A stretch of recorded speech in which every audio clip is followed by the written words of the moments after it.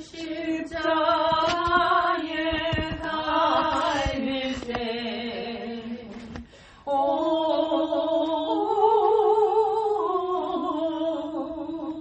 때론 일로 나는 떨려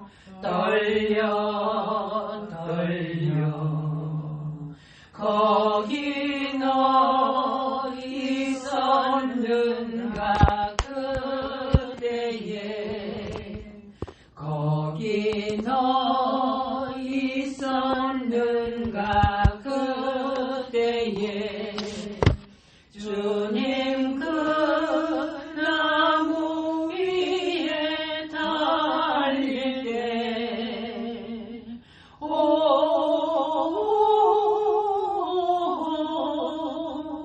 때로 일로 나는 떨려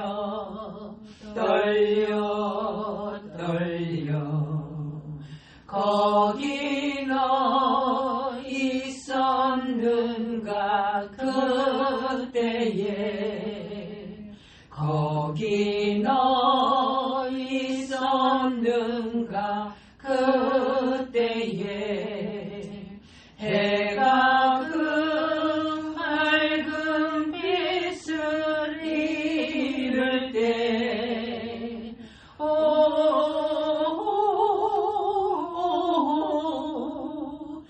때로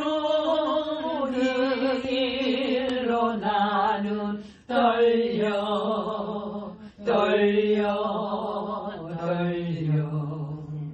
거기 너 있었는가 그때에 거기 너 있었는가 그때에 주님 그 무덤 속에 닐 때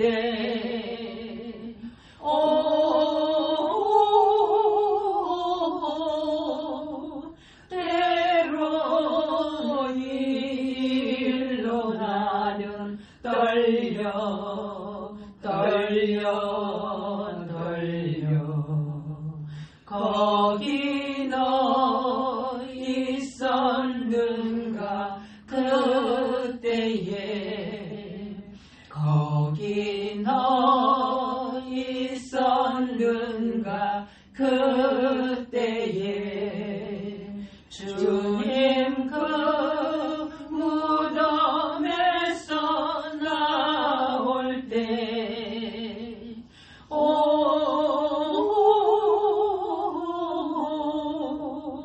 때로 일로 주께 영광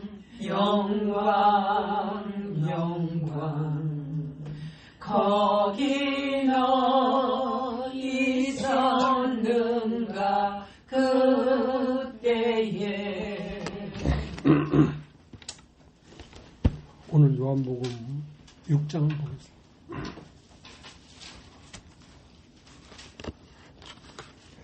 그 후에 예수께서 갈릴리 바다 곧 디베라 바다 건너편으로 가셨어요. 큰 무리가 따르니 이는 병인들에게 행하시는 표적을 보미로라. 예수께서 산에 오르사 제자들과 함께 거기에 앉으시니 마침 유대인의 명절인 유월절이 가까운지라. 예수께서 눈을 들어 큰 무리가 자기에게 오는 것을 보시고 빌립에게 이르시되 우리가 어디서 떡을 사서 이런 사람들로 먹게 하겠느냐 하시니 이렇게 말씀하시면 친히 어떻게 하실 것을 아시고 빌립을 시험코자 하심이라. 빌립이 대답하되 각 사람으로 조금씩 받게 할지라도 200데나리온의 떡이 부족하리이다.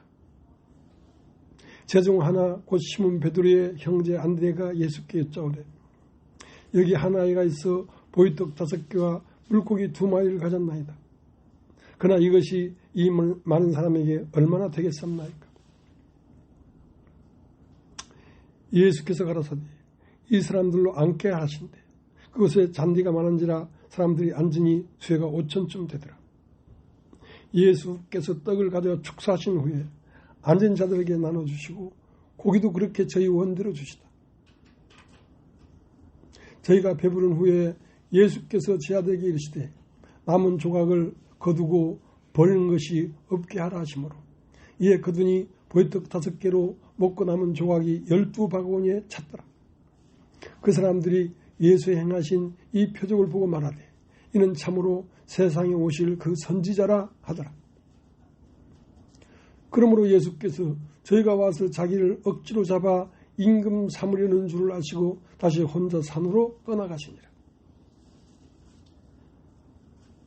저물매 제자들이 바다에 내려가서 배를 타고 바다를 건너 가버나움으로 가는데 이미 어두웠고 예수는 아직 저에게 오시지 아니하셨더니 큰 바람이 불어 파도가 일어나 아더라. 제자들이 노를 저어 11리쯤 가다가 예수께서 바다 위로 걸어 배에 가까이 오심을 보고 두려워하거늘 가라사대 내니 두려워 말라 하신대. 이에 기뻐서 배로 영접하니 배는 곧 저희 가던 땅에 이르렀더라. 이튿날 바다 건너편에 있는 무리가 배 한 척밖에 다른 배가 거기 없는 것과 또 어제 예수께서 제자들과 함께 그 배에 오르지 아니하시고 제자들만 가는 것을 보았더니 그러나 티베리아에서 배들이 주의 축사신 후 여럿이 떡 먹던 그곳에 가까이 왔더라.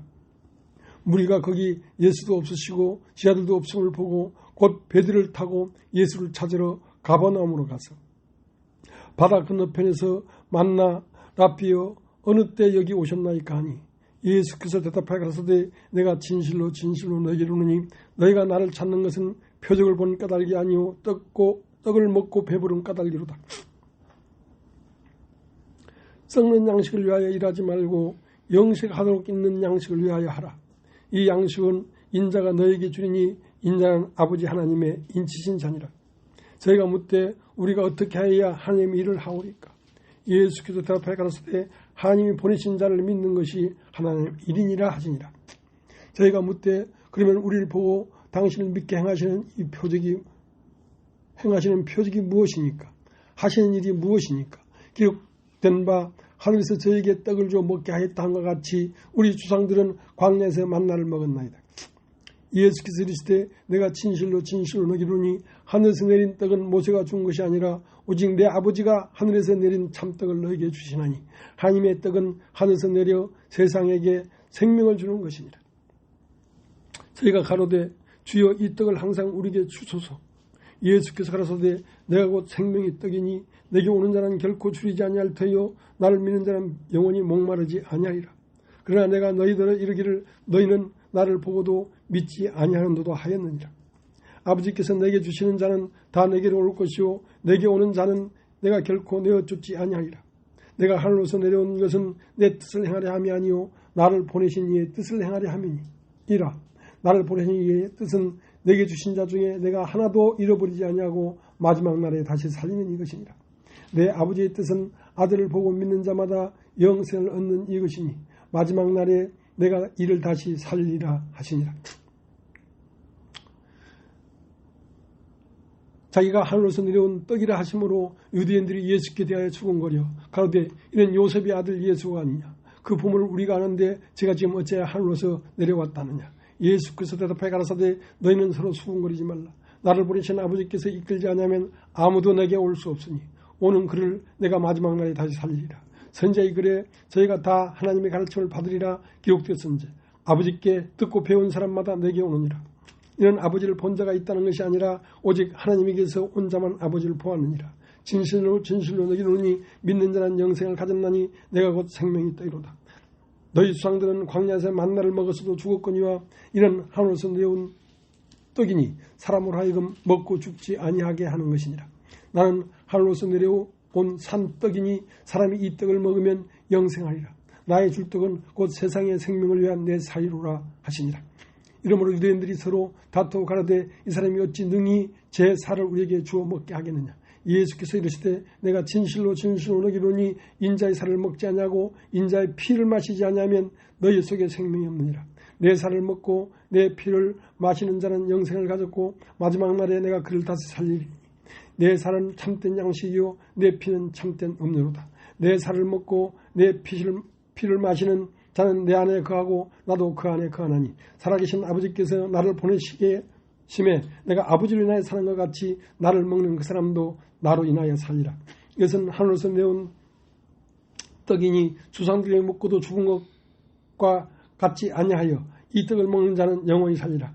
이 말씀은 예수께서 가버나움 회당에서 가르치실 때에 하셨느니라.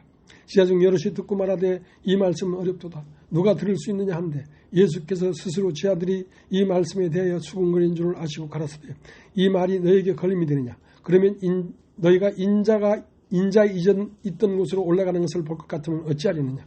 살리는 것은 영이니 육은 무익하니라. 내가 너에게 이르는 말이 영이요 생명이라. 그러나 너희 중에 믿지 아니하는 자들이 있느니라 하시니 이는 예수께서 믿지 아니하는 자들이 누구며 자기를 팔 자가 누군지 처음부터 아심이라. 또 가라사대 이러므로 전에 너희에게 말하기를 내 아버지께서 오게 하여 주지 아니하시면 누구든지 내게 올 수 없다 하였노라 하시니라. 이러므로 제자 중에 많이 물러가고 다시 그와 함께 다니지 아니하더라. 예수께서 12 제자에게 이르시되 너희도 가려느냐. 시몬 베드로가 대답하여 주여 영생의 말씀이 계심에 우리가 누게로 가오리까. 우리가 주는 하나님이 거룩하신 자신 줄을 믿고 알았습나이다. 예수께서 답하시되 내가 너희 12를 택하지 아니하느냐. 그러나 너희 중에 한 사람은 마귀니라 하시니 이 말씀은 가롯 시몬의 아들 유다를 가리키십니다. 이는 저는 12 중에 하나로 예수를 팔 자라라. 예,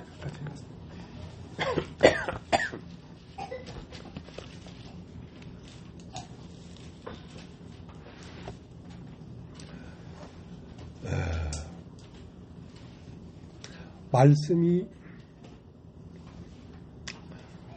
아브라함에게 임하여 가라사대 너는 너희 본토 친척 아비집을 떠나 내가 너에게 지시할 땅으로 가라.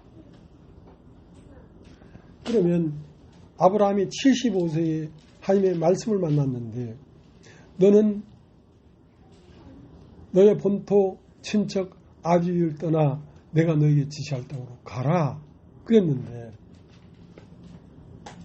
75세까지 갈 때 우르에서 듣고 보고 만지고 하면서 살아온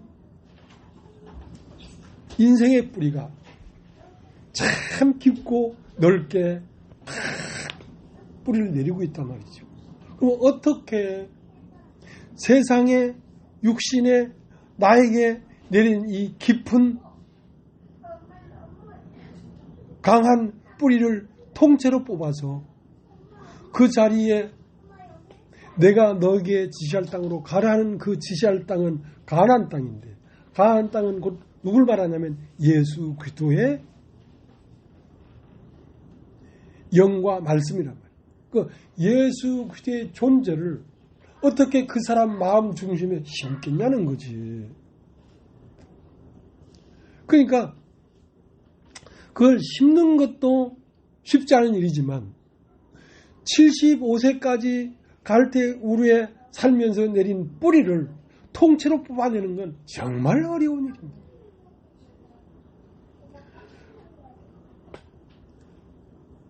예수를 믿으면 구원을 받지요. 예수를 믿으면 생명을 얻지요. 예수를 믿으면 땅에서 하늘로 옮겨가지요. 그러나 그것이 쉽지가 않다는 것입니다. 아주 어려운 거예요.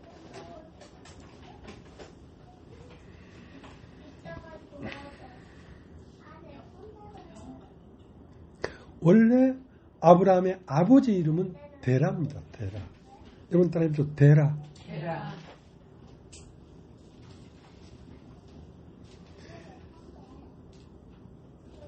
여러분 창세기 11장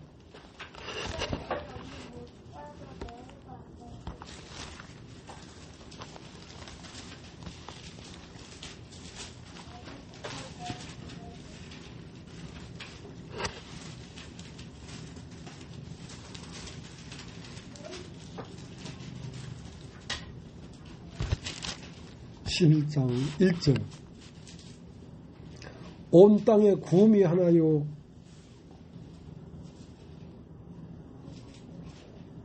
언어가 하나였더라. 이에 그들이 동방으로 옮기다가 신할 평지를 만나 거기 거하고 서로 말하되 자 벽돌을 만들어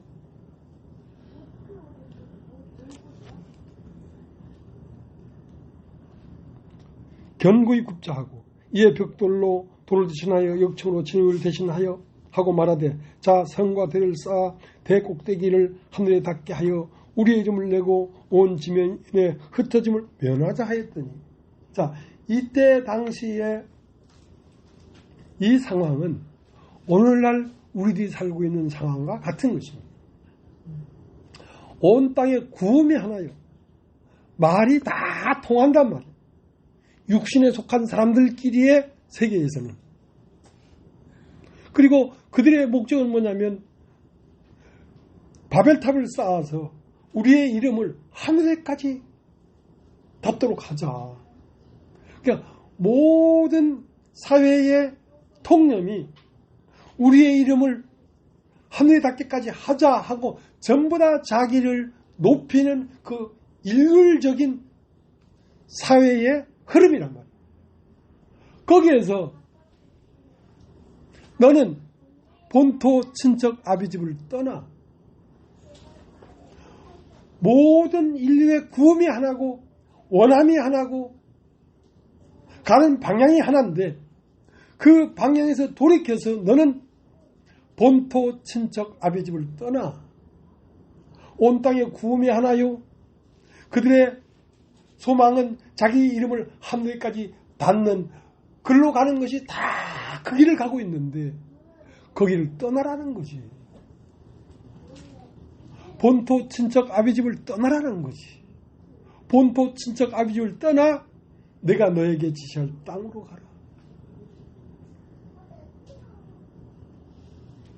내가 너에게 지시할 땅은 어디냐면 가나안 땅인데 그 가나안 땅은 예수 그리스도의 마음이란 말이에요.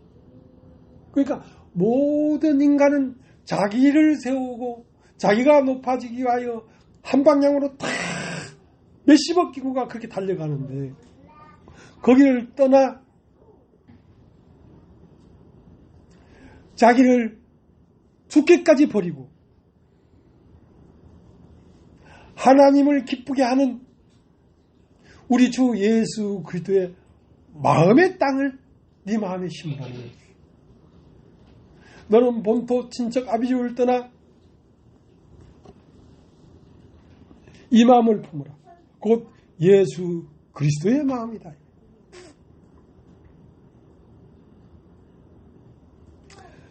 그러니까 나를 세우고자 하는 그 마음을 버리고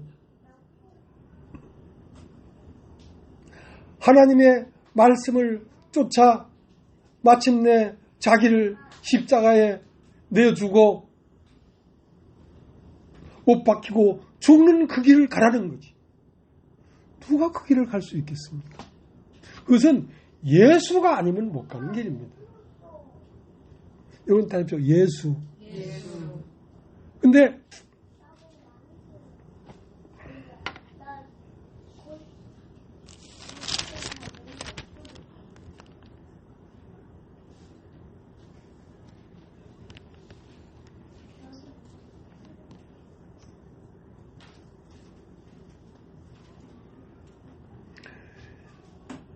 창세기 11장 25절 데라를 낳은 후에 119년을 지내면 자녀를 낳았으며 26절 데라는 70세에 아브라함과 나할과 하란을 낳았더라. 데라의 후에는 이러하니라. 데라는 아브라함과 나할과 하란을 낳았고 하란은 롯을 낳았으며 하란은 그 아비 데라보다 먼저 본토 갈대에 우르에서 죽었더라. 그러니까 아브라함의 아버지 데라도 갈대 우르를 떠나서 가나안 땅으로 가려고 마음 먹고 분투했지만 그 하란이라고 하는 그 지역을 벗어나질 못했단 말이죠. 왜 벗어나지 못했는가? 데라의 아들 이름이 아브라함과 나홀과 하란을 낳았는데 아브라함과 나홀과 하란을 낳았는데 하란이 그 아버지 데라보다 앞서 죽어버렸다는 것입니다. 갈대우르에서. 그러니까 그 데라는 아브라함의 아비인데 그 아비는 어디에서 가나안으로 가다가 어디에 머물렀냐면 하란이라고 하는 땅에 머물렀단 말이에요. 그 하란은 뭐냐면 데라의 마지막 아들입니다. 그러니까 그 아들이 죽어버렸으니까 그 죽어버린 아들의 정을 끊을 수가 없어서 거기에 머물러서 그 땅 이름을 하란이라고 한 것입니다. 그러니까 육신으로 태어난 우리가 육신의 정과 육신의 욕망을 뿌리치고 우리의 본연의 본토를 떠나서 예수 그리스도의 마음을 쫓아 그 마음에 예수의 마음을 심는 것은 불가능한 일이란 말입니다. 불가능한 일이란 말입니다.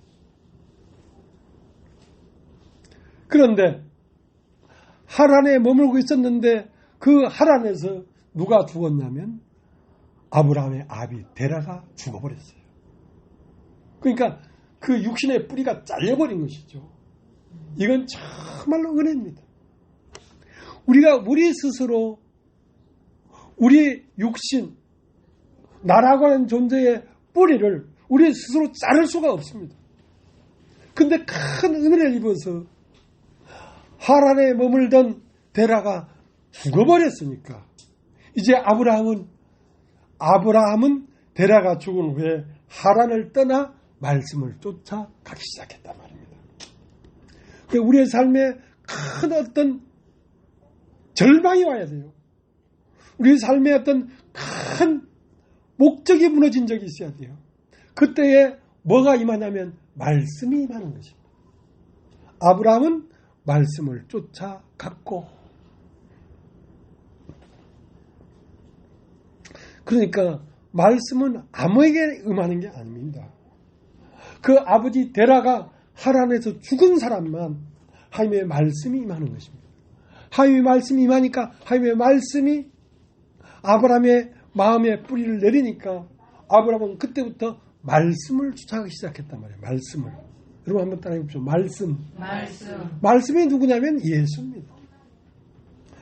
말씀이 마음에 심기지 않고 이 길을 갈 수 있는 사람은 이 세상에 아무도 없습니다. 말씀만이 이 길을 갈 수 있어요. 말씀이 곧 누굽니까? 우리 주 예수예요. 주 예수의 말씀과 그의 영이 내 마음에 심기지 않은 사람은 이 길을 따라갈 수가 없습니다. 불가능합니다.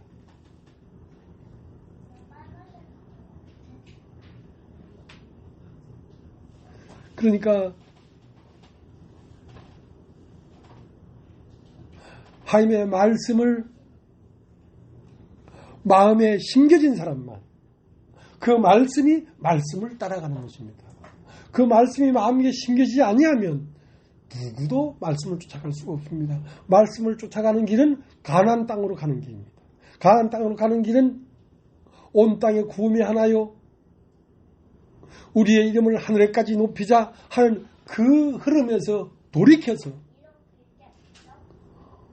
오히려 자기를 비워 종의 형체를 입고 죽기까지 순종하는 그 길로 들어설 수가 없는 것입니다. 그는 우리 주 예수 그리스도의 영과 그의 말씀을 받은 자만이 그 길을 갈 수가 있는데 그 길을 가서 그 끝머리엔 뭐냐면 영생입니다. 그럼 답죠. 영생은 내 앉은 자리에서 말씀이 와서 믿고 아멘 하면 영생을 얻는 게 아닙니다.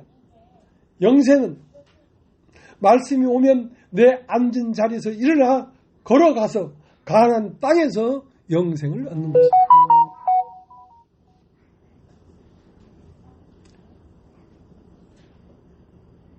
그래서 여러분이 왜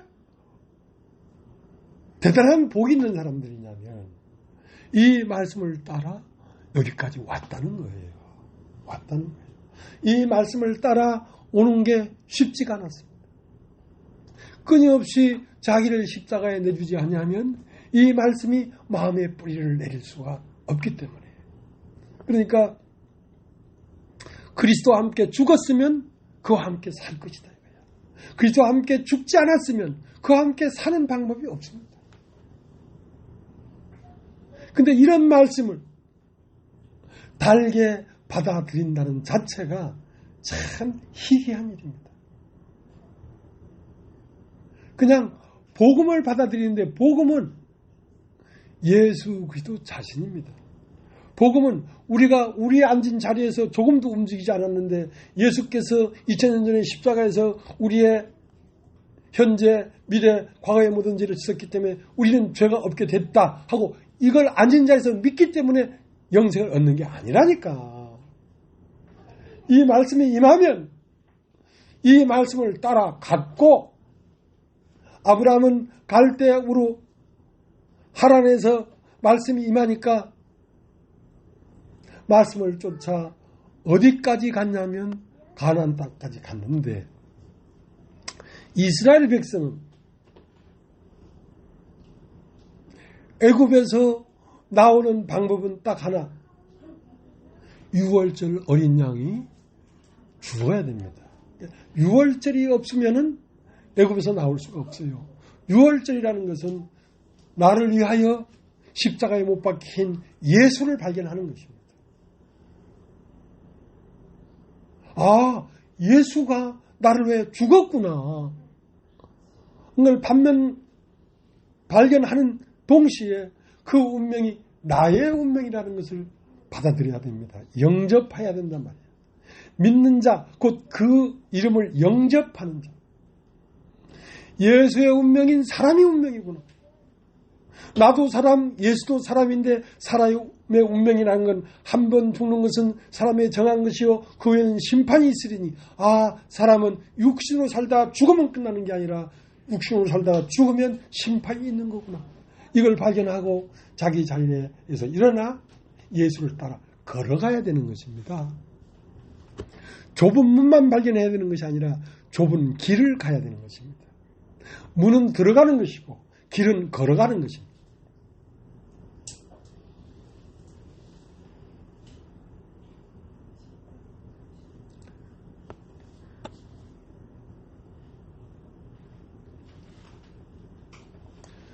창세기 12장 1절 여호와께서 아브라함에게 이르시되 너는 너희의 본토 친척 아비집을 떠나 내가 네게 지시할 땅으로 가라. 여러분 한번 따라해 보시겠습니까? 본토 친척 아비집. 본토 친척 아비집. 그 본토 친척 아비집이라는 건 창세기 11장에 얘기했던 것처럼 온 땅의 구음이 하나란 말이야.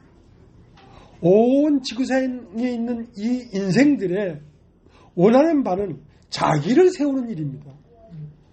자기가 부여하게 되는 일입니다. 자기가 영광을 받는 길입니다.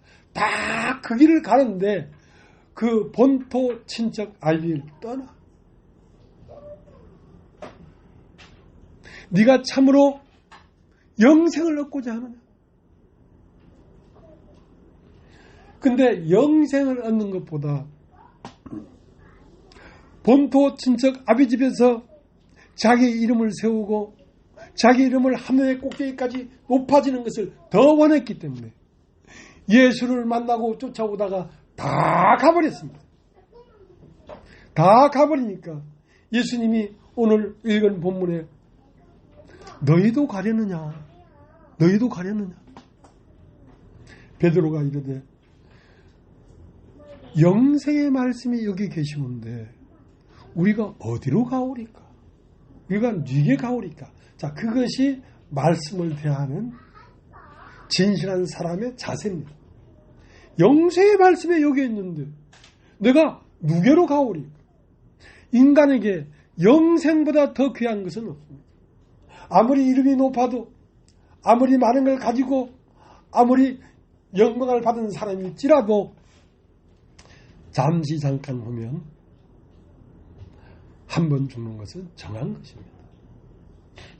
다 헛되고 헛되니 헛되고 헛된 것이었어요.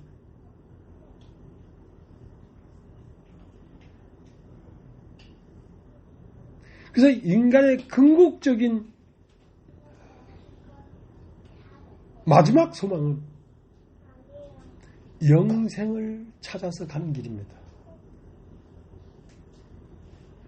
그리고 우리 김준수 형제 그 이름이 생명을 찾아서요. 생명을 찾아서.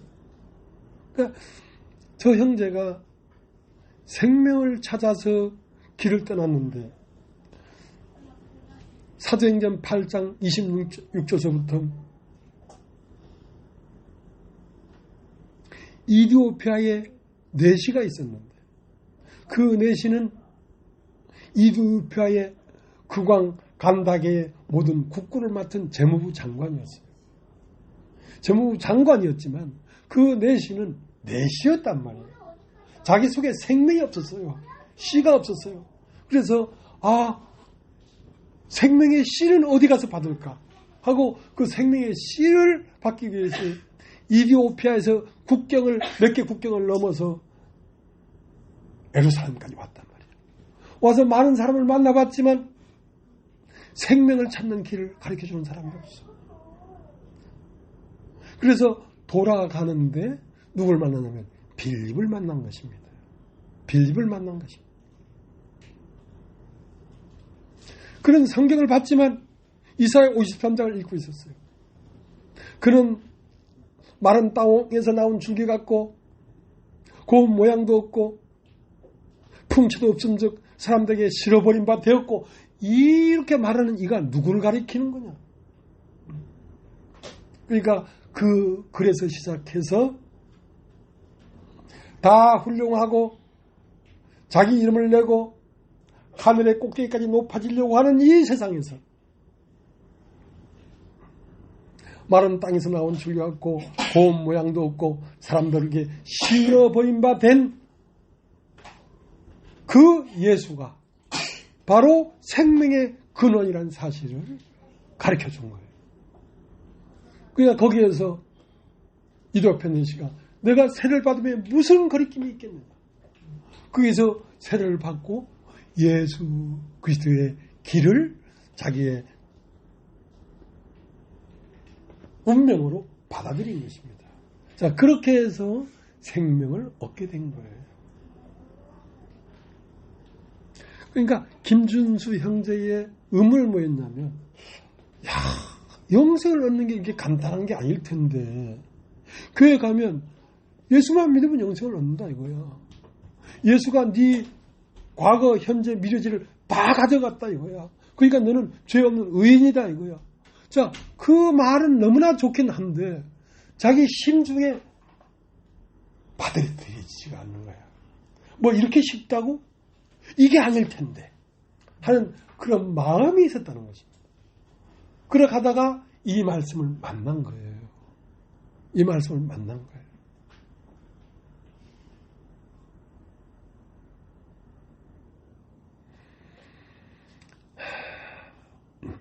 아브라함에게 말씀이 임하니까 아브라함에게 말씀을 임할 때에 창세기 11장에는 온 땅에 구음이 하나다 말이야. 온 인생들의 원하는 말이 한 가지라 이거야. 온 땅에 구음이 하나요.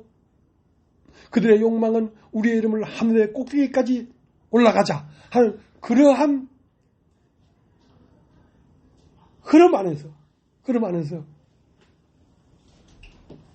너는 너의 본토 아비집을 떠나 내가 너에게 지시할 땅으로 가라 하는 그 지시할 땅은 어떤 것이냐면 너희가 이 마음을 품어라. 곧 예수 그리스도의 마음이 모든 사람의 마음 안에는 높아지고자 하는 마음이 일색인데 예수의 마음은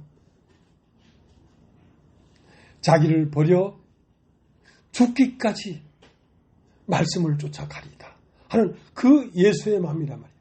그러니까 그 마음이 내 마음에 이식되지 않고는 이 길을 갈 수 있는 사람은 아무도 없어요.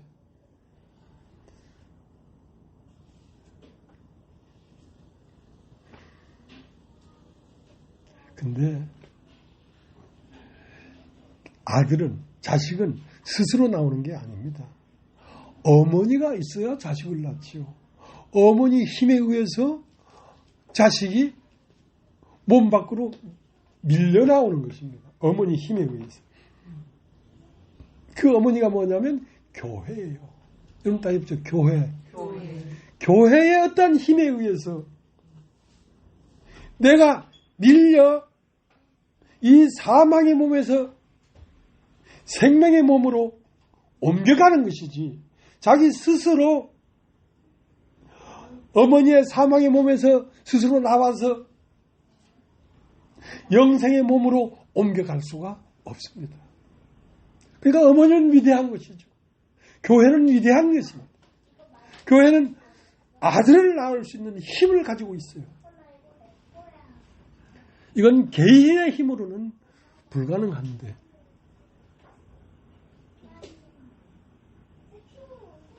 교회가 되는 여인은 아들을 낳은 여인만 교회가 되는 것입니다. 그 힘이 있는 것이죠.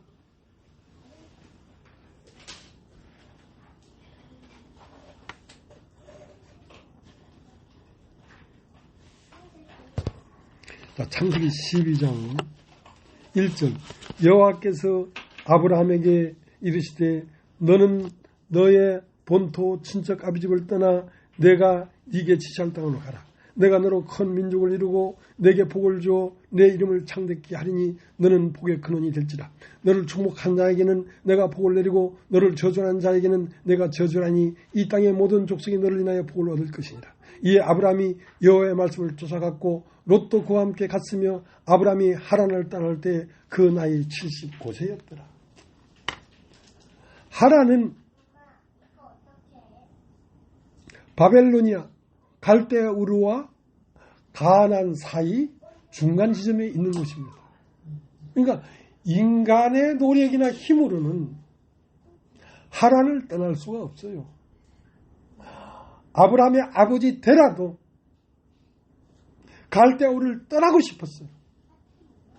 떠나고 싶었지만 그 아들 하란이 갈대아 우르에서 죽었기 때문에 그 하란을 못 잊어서 머물렀어요. 정을 못 대서, 인간의 정을 못 대서 하란에 머물르니까 그 동네 이름을 하란이라고 부른 거죠.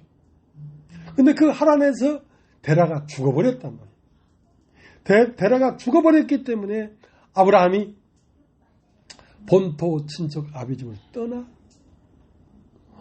하나님이 지시할 땅으로 가는데, 그 가는 길은 무엇이냐면 말씀을 쫓아갔고, 여러분 따라해보죠. 말씀을 쫓아갔고. 그러니까 이 교회는 말씀이 나오는 것입니다. 말씀이 나오지 아니하면 어떻게 길을 보고 길을 따라갈 수 있겠습니까? 말씀만이 길입니다.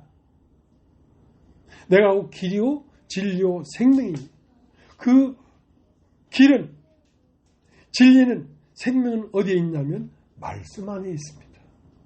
하나님의 아들은 곧 무엇이냐? 말씀입니다. 하나님은 영이시고 마음이고 그 마음에서 나온 하나님의 아들은 말씀이십니다. 그래서 이 교회는 끊임없이 말씀이 샘솟는 것입니다. 영생하도록 솟아나는 샘이 터지는 것입니다. 우리들 스스로 여기까지 온 것이 아니라 이 교회에서 터지는 샘이, 말씀이 우리를 이끌고 여기까지 온 것입니다.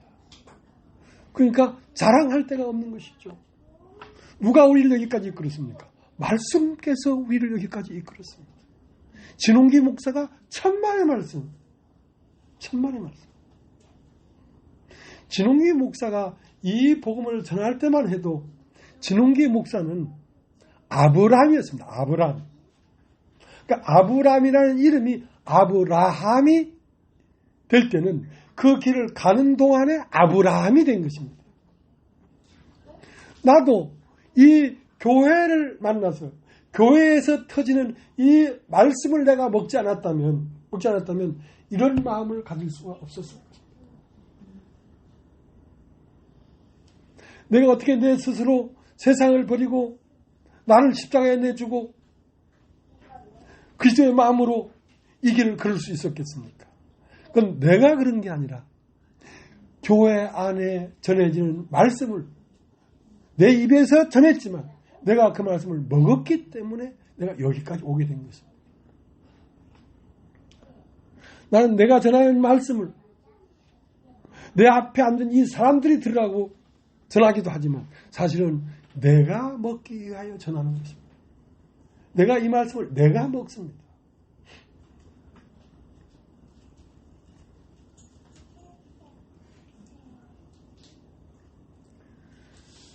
그러니까 이 믿음의 세계, 예수 그리스도의 세계는 마태복음 1장 한번 보세요. 마태복음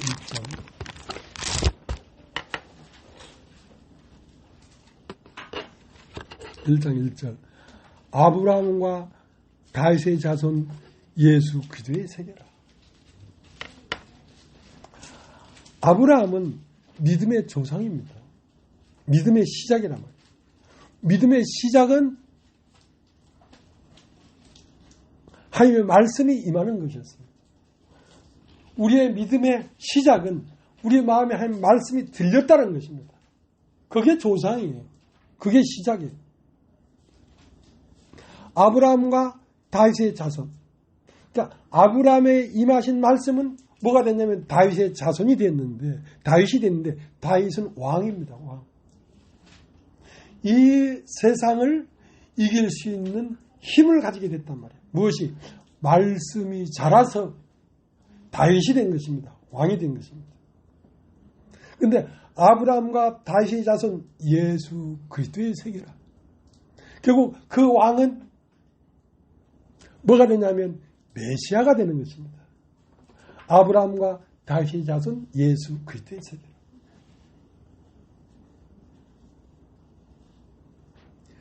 자, 이 세계는 예수 그리스도의 족보다, 예수 그리스도의 계보다 이건 거예요. 우리는 아브라함과 다윗의 자손 예수 그리스도, 아브라함과 다윗의 자손 말씀이 임하고 세상을 이기는 왕이 되고 마침내 우리가 그리스도가 되는 이 길에 들어선 것입니다. 우리의 결국은 그리스도가 되는 것입니다. 아브라함과 다윗의 자손 예수 그리스도의 세계.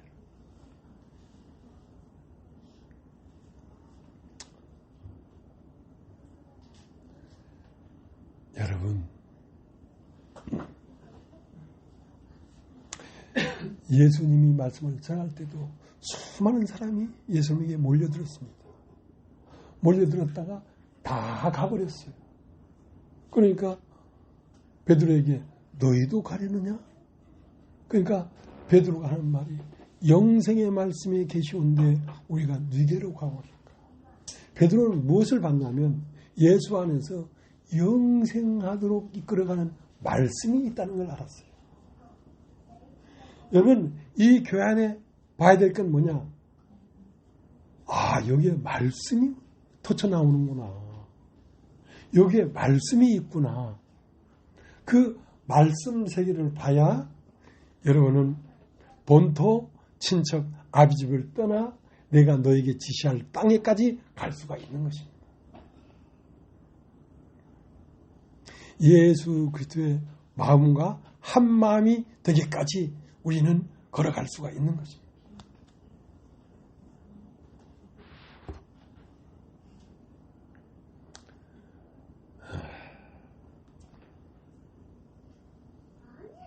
여러분, 갈라디아서를 한번 보세요. 갈라디아서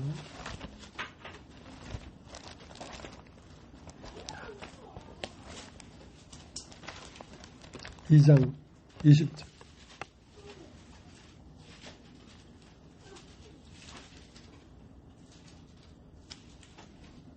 내가 그리스도와 함께 십자가에 못 박혔나니 그래서 이제는 내가 사는 것이 아니요 오직 내 안에 그리스도께서 사신 것이라. 이제 내가 육체 가운데 사는 것은 나를 사랑하사 나를 위하여 자기 몸을 버리신 하나님의 아들을 믿는 믿음 안에서 사는 것이라. 그러니까 내가는 그리스도와 함께 십자가에 못 박혀버렸고 이제 내가 사는 것은 내가 사는 것이 아니라 오직 내 안에 그리스도께서 사는 것이다.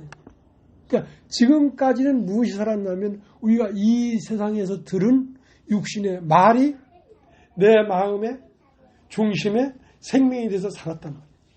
그 말은 어떤 말이냐면 온 땅에 구음이 하나요 우리 이름을 하늘의 꼭대기까지 높이자 하는 그런 사상이란 말이에요. 근데 그것이 그리스도와 함께 십자가에 못 박혔나니 이제는 내가 산 것이 아니요 이 세상 구음이 하나요 모든 사람의 욕망이 하늘에까지 높아지고자 하는 그 흐름이 아닌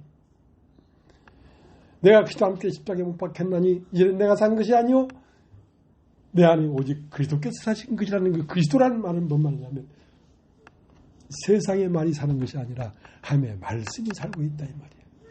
내 마음 중심에 하나님의 말씀이 살고 있다.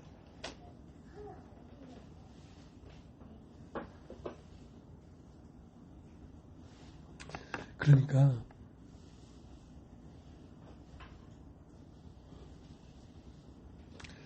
참 어려운 일입니다. 사람이요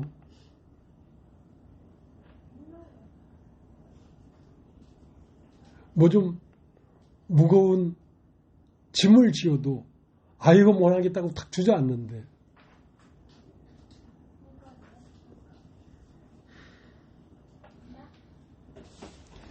너라고 하는 존재의 뿌리를 통째로 뽑고 예수 그리스도라는 생명과 그 몸을 네 마음 안에 새롭게 심어놓는 일이 쉽겠습니까?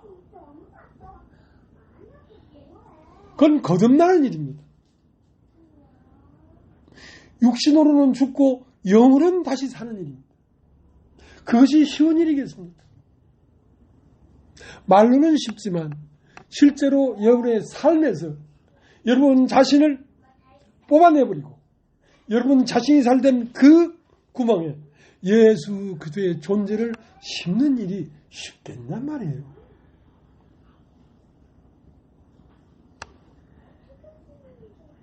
나는 그렇게 됐습니다. 그러니 이것을 내가 뭘 해서 됐다고 얘기할 수가 있겠습니까? 이것은 하나님만이 할 수 있는 일입니다. 사람으로서는 할 수 없으되 하나님으로서 다 할 수 있습니다. 그 하나님은 무엇이냐? 말씀이십니다. 태초에 말씀이 계시니라. 이 말씀이 함께 있으니 이 말씀은 곧 하나님이십니다. 그러니까 이 놀라운 이 다이아몬드, 이 진주 같은 인생들이 여기에 왜 앉아 있었냐면 오직 말씀을 전했을 뿐입니다. 저는 오직 말씀을 전했을 뿐입니다. 근데 그 말씀이 사람 마음에 심겨서 뿌리가 내리도록 하는 지혜가 그리스도에게 있습니다. 주님이 지혜로 우리가 마음을 열고 철없이 헤헤 웃고 있는 동안에 어느새 마음을 열고 마음에 말씀을 뿌리를 내리는 그 작업을 주님이 하셨단 말이에요.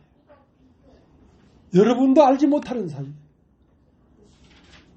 처음부터 이것이 사람이 이렇게 살아야 영생이 이르는구나 하는 율법으로 다가갔다면 아무도 마음을 열지 않았을 것입니다. 근데 뭣도 모르고 그냥 좋아. 목사님 재밌기도 하고. 근데 재미있고 또 말씀을 듣다 보니까 어느새 말씀은 마음에 와서 뿌리를 내리고 있었어요. 이제는 이 말씀을 뽑으려고 해도 말씀을 뽑는 것이 더 힘들어. 나를 뽑아버려야지. 이제는 말씀을 뽑는 게 더 힘들다니까.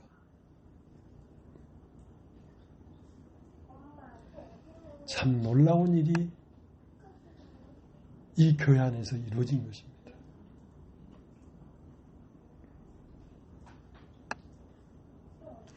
그러니까 누가복음 16장 19절부터 뭐가 나오냐면 부자와 거지 나사로가 나옵니다.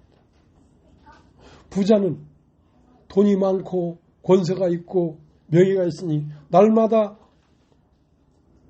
호화로운 옷을 입고 날마다 연애를 즐기고 좋은 음식을 먹는데 거기에 대문간에 거지가 있었는데 그 거지 이름이 나사로였습니다. 근데 그는 남노한 옷만 남노한 게 아니라 그 피부까지 가죽까지 다 터져가지고 개들이 그 나사로에 터진 피부를 핥아먹고 있었어요. 근데 맨정신으로 부자가 거지 나사로의 자리로 옮겨갈 수가 있겠습니까? 불가능합니다. 불가능합니다. 그거는 너희와 우리 사이에 큰 구렁이 끼어 있어서 내가 너희에 가고자 해도 구렁 때문에 못 건너가고 너희가 나에게 건너오고자 해도 이 큰 구렁을 건너서 올 수가 없다. 올 수가 없다.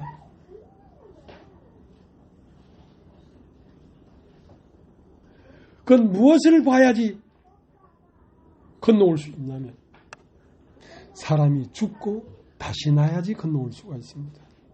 그래서 부자도 죽어서 장사되고 나사로가 죽어서 장사가 되었는데 죽어서 가보니까 나사로는 아브람 품 안에서 영광스럽게 안식을 취하고 있고 부자는 목이 타고 혀가 갈라져 물 한 방울 묻고 적셔주고 원해도 물 한 방이 없어가지고 막 고난당하고 있는 죽음 너머의 심판세계를 봐야지 그걸 건너올 수가 있단 말이죠. 그 전에는 건너올 수가 없습니다. 지금 좋은데 지금 푸앙을 울리고 살찐 손을 잡고 좋은 옷을 입었는데 그러나 그것이 다가 아니고 그 다음 편을 봐야 된단 말이에요. 사람이 한 번 죽는 것은 정하시오 그 후에는 심판이 있으리니 하는 죽고 난 다음에 우리의 영이 닥쳐야 되고 받아야 될 심판을 보면 좋은 옷도 정리하고 살찐 짐승도 정리하고 풍악도 정리하고 살갗이 터져서 개가 핥아먹는 나사로의 쓰러진 자리 그게 갈릴리예요. 그 갈릴리로 갈 수가 있다는 거죠. 인생이 뭐 별거겠습니까? 잠시 잠깐 오면 우리는 이 몸을 벗고 떠나가야 될 텐데 세상 사는 동안에 이름을 내고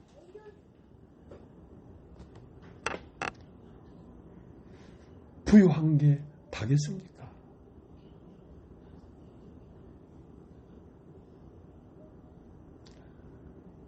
목사님은 육신적으로는 가난하지가 않아요.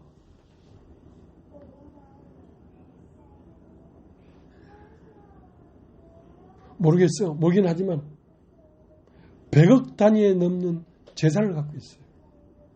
그러나 그것은 나에게 아무것도 아니에요. 나에게 아무것도 아니에요.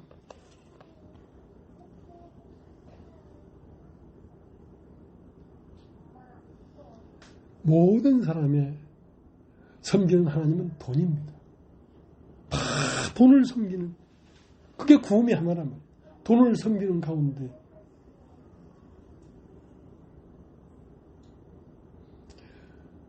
거기를 떠나서 모든 걸 잃어버리는 본토 친척 아비를 떠나 가나안 땅으로 가라고 아무리 외쳐도 그 땅으로 갈 수 있는 사람은 없습니다. 근데 감사하게도 내 혼자 거기에 도달하면 그것도 감사한데 나와 함께 사는 내 아내도 그 마음을 갖게 됐다는 것입니다. 얼마나 감사합니다. 이건 사람으로서는 불가능한 일인데 너무나 감사해요. 예? 인생의 부와 명예를 솔로몬처럼 전도서를 쓰지 않고도 그거를 발견했다니 얼마나 놀라운 은혜입니까? 헛되고 헛되니 헛되고 헛되다. 사람이 헤아려서 행하는 수고가 자에게 무엇이 유익하고 강물이 다 바다로 흐르되 바다를 채우지 못하고 서로 흐르는 강이나 동으로 흐르는 강이나 다 한자리 바다에서 모이되 그 바다는 사망의 몸이란 말이에요. 사망의 몸. 어떻게 이 육신한 사망의 몸에서 떠나서 영생에 이르는 신령한 몸의 한 조각이 될 것인가? 어떻게 세상의 한 조각에서 떠나서 예수 그리스도의 몸에 될 것인가? 참 불가능한 일이었어요. 어떻게 나도 이런 마음이 됐는지.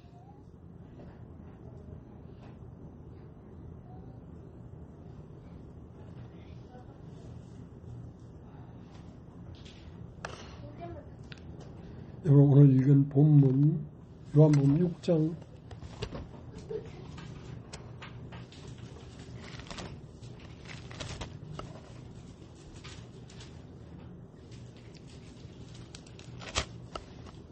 하나님 나를 시험하려고 나는 기준이 있던 종교를 떠나서 짜장면 한 그릇 사 먹을 돈이 없는 사람이었어요.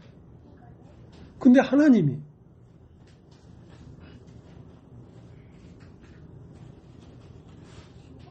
세상적으로 말하면 갑부예요.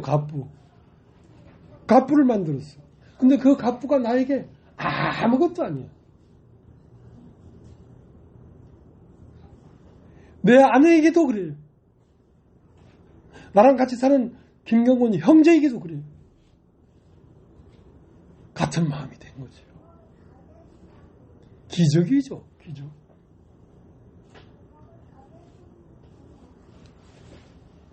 자, 요한복음 6장 1절. 그 후에 예수께서 갈릴리 바다 곧 디베랴 바다 건너편으로 가시매. 그러니까 갈릴리 바다에는 다 세상에서는 버림받은 사람들의 마음입니다. 근데 갈릴리에 있는 사람을 구원하려는 게 아니라 부하고 높은 지위를 가진 사람들을 어떻게 데리고 갈릴리로 오게 되냐 이거예요. 그래서 갈릴리를 떠나 디베랴 바다 건너편으로 갔단 말이에요. 예수님께서 가서 산에 앉으니까 제자들이 나와 안건을 마침 유대인의 명절인 유월절이 가까운지라. 그러니까 유월절이라는 것은 흔히 얘기하는 우리가 성찬식 하듯이 포도주와 떡을 먹는 규례를 행하는 절기입니다. 그러니까 유월절은 뭐냐면 그들이 유월절 어린 양의 피를 임방에 바르고 설주에 바르지 아니하고 그 고기를 먹지 아니하면 그들은 애굽을 나올 수 있는 힘이 없습니다. 그런데 그 양고기는 무엇이 있어야 먹히냐면 쓴 나물과 함께 먹으라. 우리의 삶에 고난이 없으면 예수 그리스도의 몸을 그 떡을 우리가 먹을 수가 없습니다. 근데 그 유월절에 진실은 뭐였냐면 바로 몇천 년 전에 애굽 땅에서 유월절 어린 양을 잡아서 그 양을 임방에 바르고 그 양의 피를 임방에 바르고 설주에 칠하고 그 양고기를 그 밤에 먹은 그 사건이 바로 오늘 어디서 떡을 사서 이 사람들을 먹게 하겠느냐. 그러니까 디베라 맞은편에 있는 사람들이 이 떡을 먹어야 예수 그리스도의 살을 먹고 예수 그리스도의 피를 마셔야 그들이 생명이 있지. 예수 그리스도의 피를 마시지 않고 예수 그리스도의 살을 먹지 않으면 그들에게 생명이 없다는 것입니다. 예수 그리스도의 피는 마시는 것이고 예수 그리스도의 떡은 먹는 것입니다. 예수 그리스도의 떡이라는 건 말씀이고 말씀을 먹어야 된단 말이에요. 예수 그리스도의 피는 마시는 건데 마시는 것은 예수 그리스도의 영이라 영. 예수 그리스도의 영과 내 마음이 연합하는 것입니다. 교회 안에는 어떤 마음이 흐르고 있냐면 예수 그리스도의 마음이 흐르고 있습니다. 그 예수 그리스도의 마음이 교회에 흐르고 있는데 그 교회에 흐르는 마음과 내 마음이 연합되지 아니하면 그 영을 마시는 게 아니죠. 교회에서 나오는 말씀을 먹지 않고는 예수 그리스도가 에서 나오는 떡을 먹는 게 아니죠.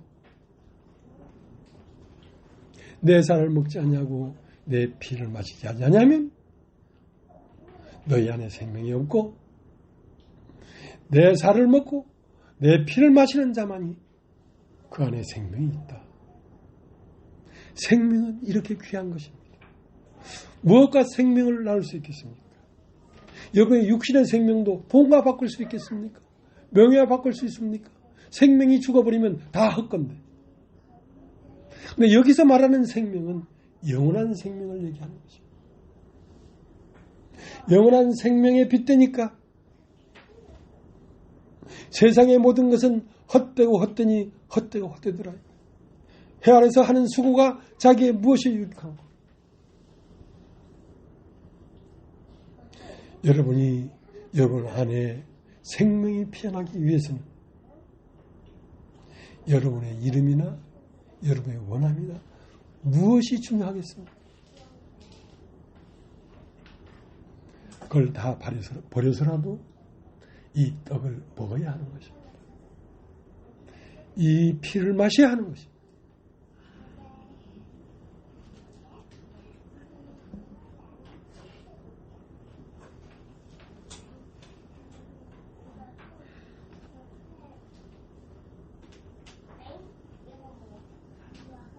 자, 6장 1절 다시 읽겠습니다.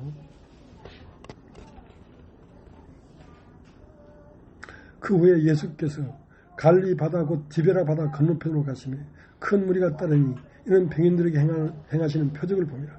예수께서 산에 오르사 제 아들과 함께 거기 앉으시니 마침 유대인의 명절인 유월절이 가까운지라.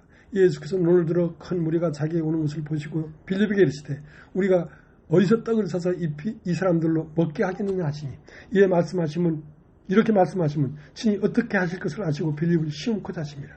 빌립이 바다에 각 사람으로 조금씩 받게 할지라도 200데나리온의 떡이 부족하리이다.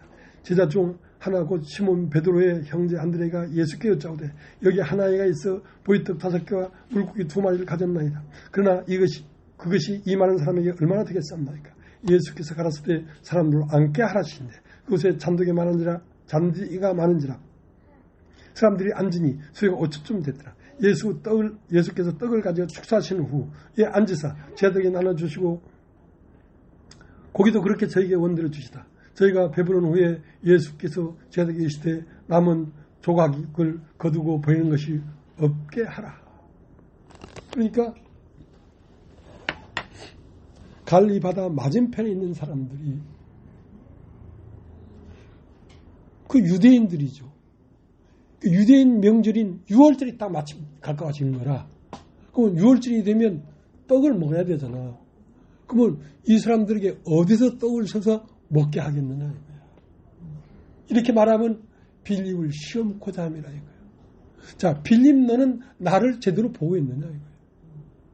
나는 하늘에서 이 세상에 생명을 주라고 하늘에서 보냄을 받은 떡이다 이거예요.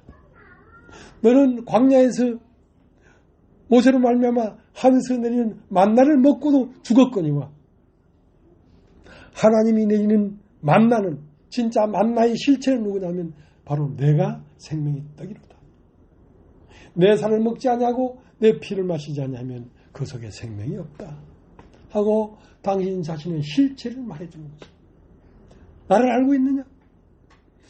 난 바로 하늘에서 내린 생명의 떡이로다. 이 떡을 먹고 이 피를 마시지 않냐면 너희 속에 생명이 없다. 나는 이 세상으로 하여금 나를 먹고 영생을 얻게 하려고 인생들에게 보내진 하나님의 생명의 떡이다. 나를 먹어라.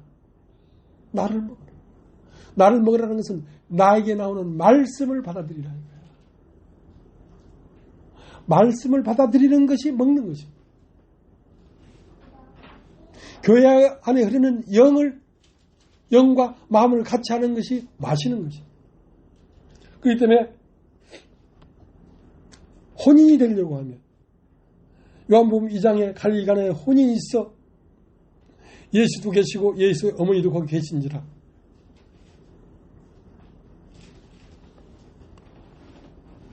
예수의 어머니가 하인들에게 무슨 말씀을 하시든지 그대로 따라해라. 그러니까 하인들은 무슨 말씀을 하시든지 다 먹었다 이거야. 여러분의 마음에 맞는 말씀만 먹은 게 아니고 때로는 심판의 말씀도 때로는 진리의 말씀도 때로는 희망의 말씀도 때로는 육신이 절망 속에 밀어넣는 말씀도 먹었다 이거야. 그러니까 하인들은 무슨 말씀인지 다 먹으니까 6 돌랑 아래 9가지 물이 채워지지 골라 먹어서는 채워지지가 않아요.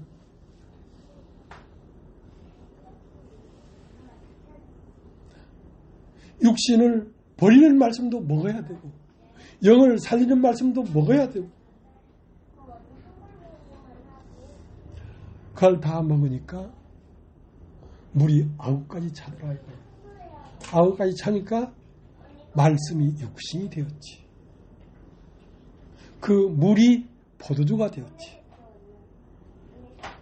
그러니까 하나님은 우리 인생들 마음에 말씀으로 가득 채워서 말씀이 육신이 된 아들을 만들려고 하는 것입니다.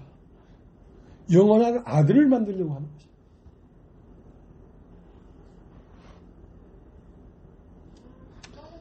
근데 그렇게 이 말씀을 먹는 길이 아무 문제가 없지만은 않더라 이거야. 요한복음 6장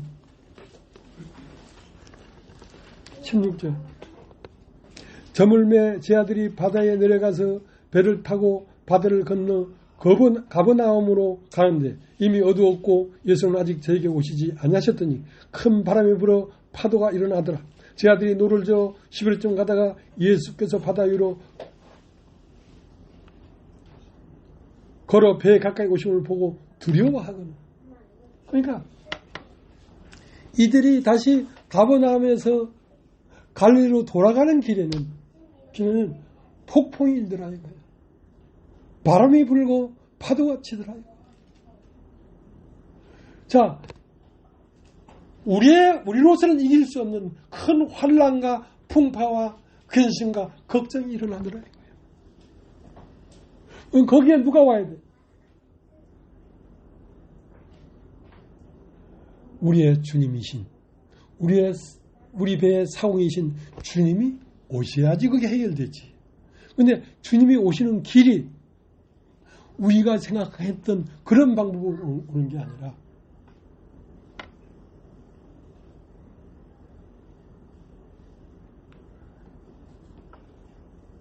주님이 그들에게 걸어오니까 제 아들이 야 유령이다 유령.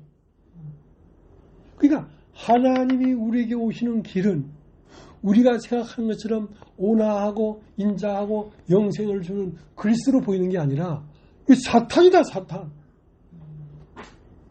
정반대로 보였단 말이에요. 여러분 누가복음을 한번 찾아보겠습니다. 누가복음 24장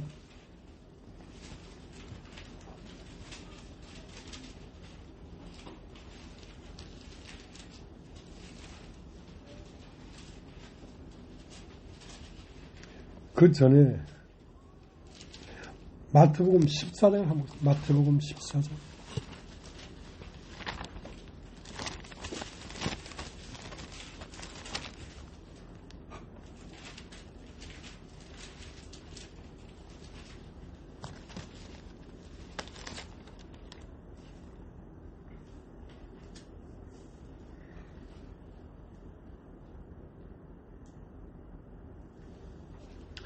(14장 22절) 예수께서 즉시 제 아들을 재촉하사 자기가 무리를 보내는 동안에 배를 타고 앞서 건너편으로 가게 하시고 무리를 보내신 후에 기도하러 따로 산에 올라가시다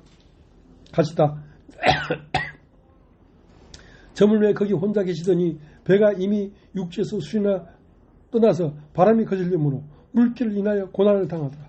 밤 사경에 예수께서 바다 위로 걸어서 제 아들에게 오시니 제 아들이 그 바다 위로 걸어 오심을 보고 놀라 유령이라 하며 무서워하며 소리지거늘 예수 즉시 일러가사대 안심하라 내니 두려워 말라. 그러니까 이 제 아들은 지금 디베라 바다 건너편에 가가지고 5,000명에게 떡을 나눠주는 일을 했단 말이에요. 떡은 예수로 말미암아 떡이 계속 나왔는데 그것을 갖다 배급한 것은 12제자들이었단 말이에요. 그러니까 무리는 누구만 봤어요?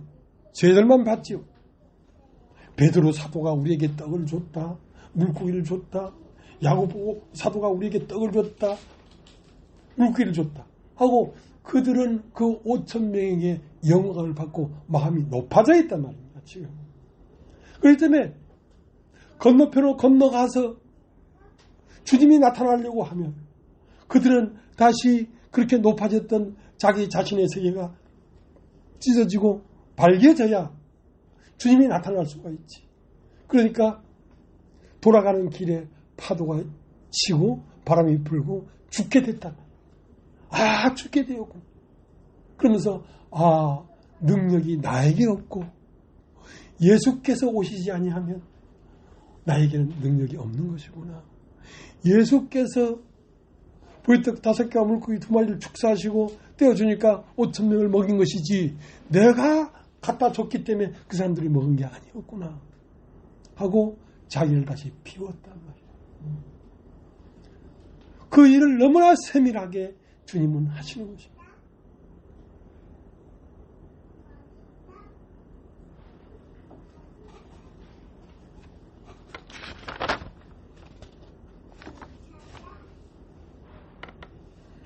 요한복음 6장 10절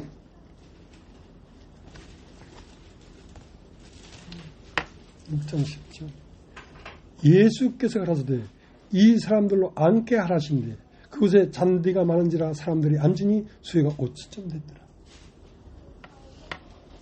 자, 어디서 떡을 사서 이 사람들을 먹게 하겠느냐 하는 것은 보리떡 5개와 물고기 2마리밖에 안 되는 어린아이의 한 도시락과 같은 예수께서 하나님이 예수를 축사하시면 죽고 부활하시면 5,000명을 먹이다가도 남는다 이거야.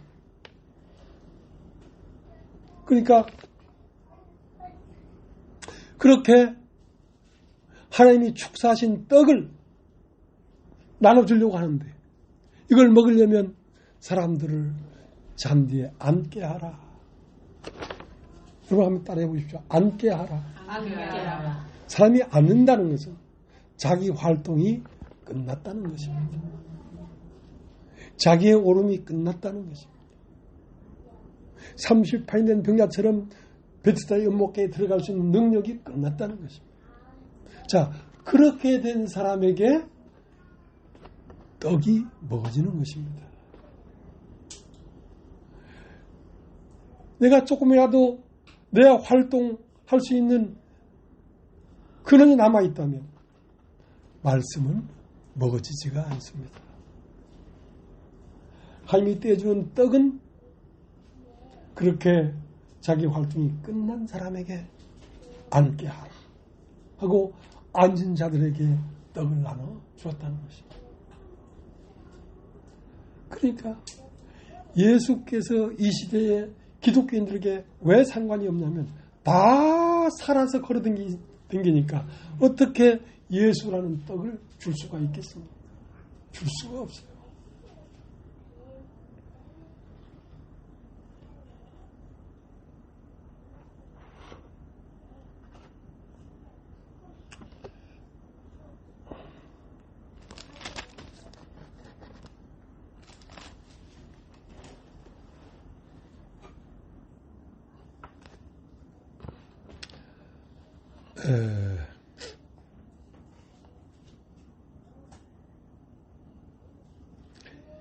(6장 48절) 요한복음 6장 48절 내가 곧 생명의 떡이로다. 너희 조상들은 광야에서 만나를 먹어서도 죽었거니와 이는 하늘에서 내려온 떡이니 사람을 하여금 먹고 죽지 아니하게 하려는 것이니라. 나는 하늘에서 내려온 산떡이니 사람이 이 떡을 먹으면 영생하리라. 나의 줄 떡은 곧 세상의 생명을 위한 내 사유라 하시니라. 이러므로 유대인들이 서로 다투어 가로되 이 사람이 어찌 능히 제사를 우리에게 주어 먹게 하겠느냐.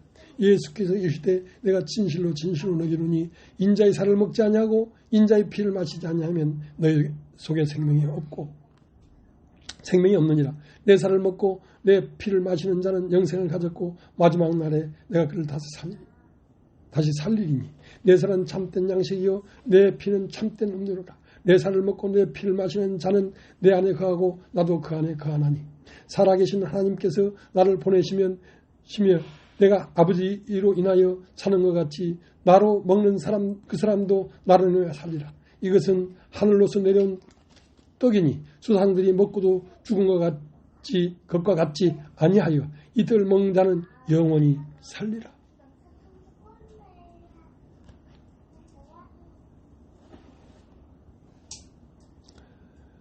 61절 예수께서 스스로 제 아들이 이 말씀에 대하여 수군거리는 줄 아시고 가라사 때 이 말이 너에게 걸림이 되느냐. 그러면 너희가 인자 이전 있던 곳으로 올라가는 것을 볼 것 같으면 어찌 하겠느냐. 살리는 것은 영이 육은 무익하니라. 내가 너에게 이르는 말이 영이요 생명이라. 그러나 너희 중에 믿지 않은 자들이 있느니라. 그러니까 하나님이 살리고자 하는 것은 영이요 생명을 살리려고 하는 것입니다. 우리 마음 안에 있는 마음을 살리려고 하는 것입니다. 우리의 육신을 살리는 게 아닙니다. 육신을 중심으로 자꾸 생각하니까 이해를 못하죠. 그러니까 아름다운 것은 얼굴이 아름다운 게 아닙니다. 사람이 아름답다는 것은 마음이 아름다운 것입니다. 마음이 가장 아름다운 건 무엇입니까? 그리스도의 마음이죠. 말씀이 와서 된 마음.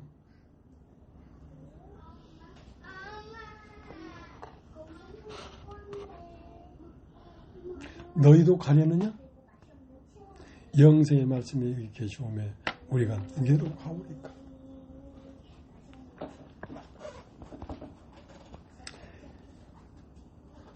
(66절) 이러므로 제자 중에 많이 물러가고 다시 그와 함께 다니지 아니하더라. 예수께서 12 제자에게 이르시되 너희도 가려느냐? 시몬 베드로가 대답하되 주여 영생의 말씀이 계시면 우리가 누구로 가오리까? 그러니까 그들은 예수를 쫓아가면서 예수의 얼굴이나 예수의 기적이나 표적을 본 게 아닙니다. 그들은 예수 쫓아가면서 이 사람이 바로 하나님이 보내신 영생의 말씀이구나. 이 사람을 먹으면, 이 사람의 입에서 나오는 말을 먹으면 영생이 있고, 이 사람에게 흘러나오는 영과 마음을 합하면 사람에게 영생을 얻는 것이구나 하고 이 예수 안에 영생이 있는 것을 보았단 말이에요. 그러니까 영생의 말씀이 당신에게 있사온데 우리가 누구로 가오리까? 예수를 바로 본 것이죠. 바로 본 것이죠.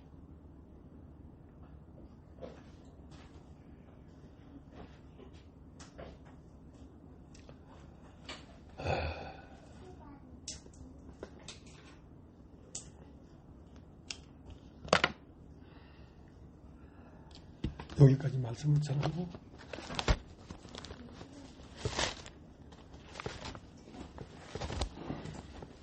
찬송을 하나 부르겠습니다. 아까 우리 무슨 찬송을 불렀죠?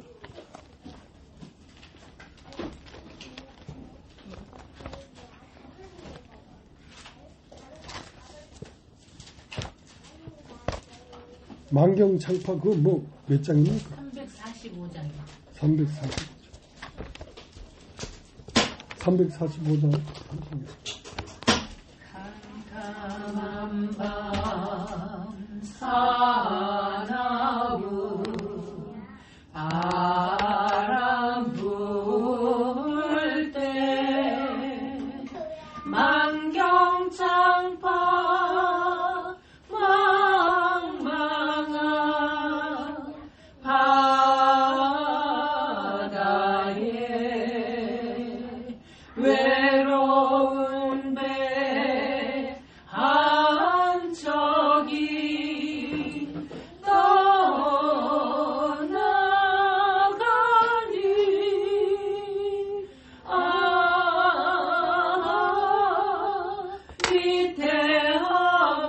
위태하구나 위태하구나 비바람이 무섭게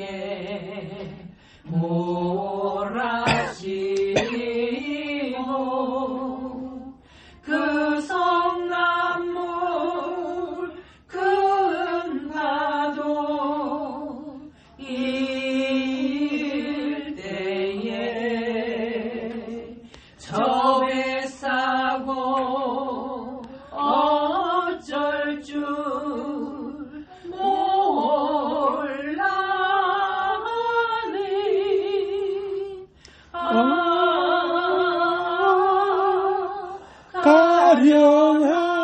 가련하구나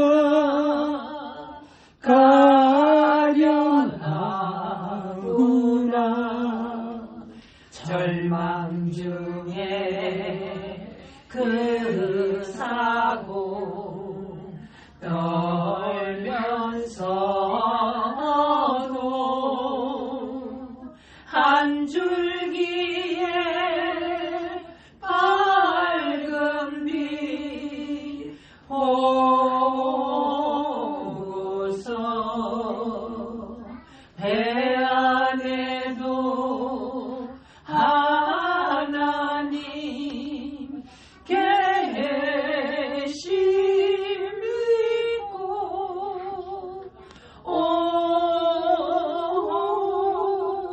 기도 올린다 기도 올린다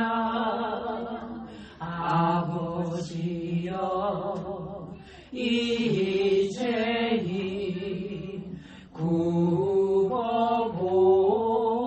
구워보사 성남 풍랑 잔잔케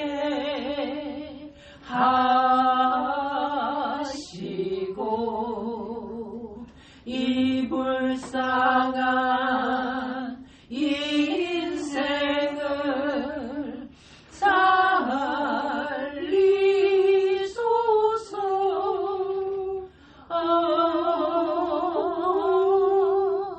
우리 하나님 우리 하나님 모진 바람 또 험한 큰 물결이 제 아무리 성내어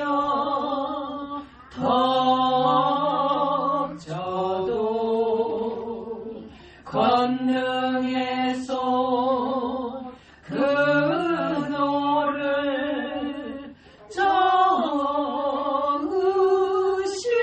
정으시니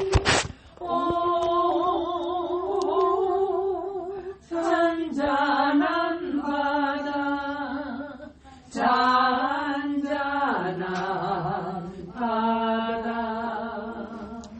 마쳤습니다.